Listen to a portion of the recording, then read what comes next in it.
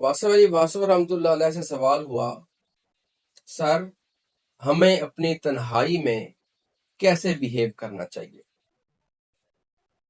اس سوال کے جواب میں حضرت واصف علی واصف رحمۃ اللہ علیہ فرماتے ہیں، آپ یہ دیکھو کہ آپ اس صورت میں کیا عمل کرتے ہیں، لوگوں کے ساتھ کیا کرتے ہیں۔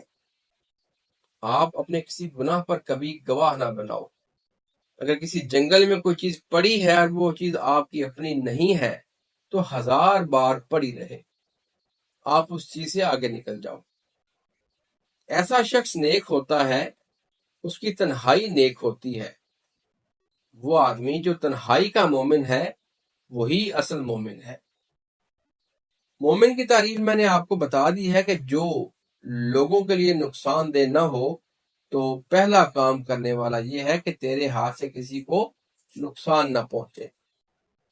اور ولی وہ شخص ہے جس کے ہاتھوں سے لوگوں کو فائدہ پہنچے، یعنی پہلے تو آپ بے ضرر ہو جاؤ اور پھر لوگوں کے لیے منفعت بخش ہو جاؤ۔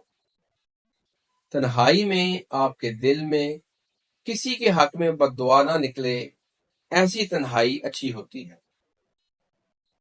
اور اس کو لوگوں نے بیان کیا ہے کہ سب سے اچھا وہ ہے کہ جس کا عیش کا زمانہ ہو اور وہ خوف خدا پر قائم رہے، یعنی پیسے کا دور ہو، فراوانی ہو، لیکن خوف خدا ہو اور مغرور نہ ہو۔